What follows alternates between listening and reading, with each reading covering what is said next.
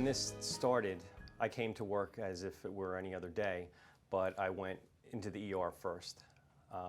I chose to go to the front line to document our healthcare workers, to see what they were doing, and to share it with the media and sort of share an inside view. What was it that said, I want to see what's going on in the emergency room? Was that part of your background, of kind of what drives you internally? Yeah, I had worked for the Star-Ledger for 15 years, and while I was there, one of the experiences that I had was working on the picture desk while during 9/11. This had sort of a similar quality in that it got bad very quickly. I'm sorry. Yeah, it's very emotional. You don't even have a chance to catch your breath, to realize, my goodness, what have I witnessed? What did I just see? You don't always know.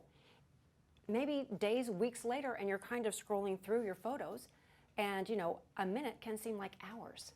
Yeah. Is that similar for you? Yeah, it was. That was similar in that I would have to disconnect from what was going on around me throughout the day.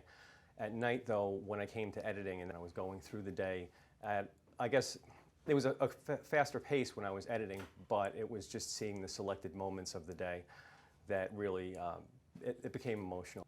I did realize initially that I was one of the few people that was allowed inside of a hospital.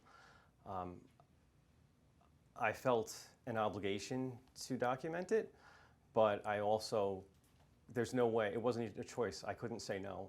I wouldn't want to.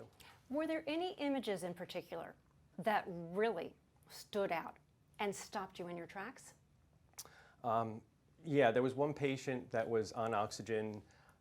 He was in his last hours of life, and the nurses and caregivers were around him, holding his hand, talking to him. They FaceTimed with his caregiver at home. Everybody was telling him that they were there for him. They spent the whole day with him. He wasn't alone at all. It was amazing to see how closely the staff was working with the patients and supporting them. And I think there was sort of an attitude of everyone was in this together, whether you're a patient, whether you're a healthcare worker, whether you're environmental services, whoever you were working together to get through it. There were a couple of images I was hoping that you could tell us a little bit more about. One is called pods. Do I have that right? Yeah. So the pods were built in a matter of 6 days. And it was a space that originally was a storage space, and we needed a solution for treating more patients. Originally, we had an ICU that had 19 beds. Each one of these pods had 18 beds. The theory behind the pod is that they could use less PPE and treat more patients more efficiently and keep the patient safer, keep the healthcare provider safer. And there are other photos, workers on the front lines. Can you tell me a little bit about some of those images? So I photographed a series of images called Faces of the Front Line, and they were very close, very tightly composed photos of a person's face in PPE while they were working.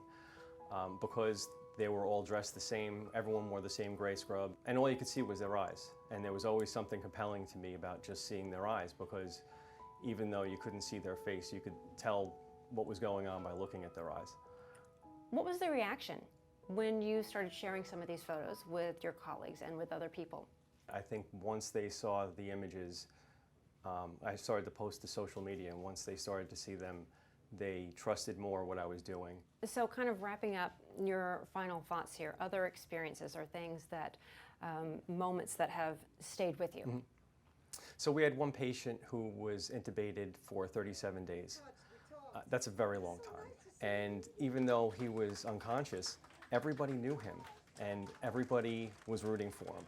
And the day he was released, and everybody had a big clap out for him. His family surprised him by showing up. It was just a really emotional moment.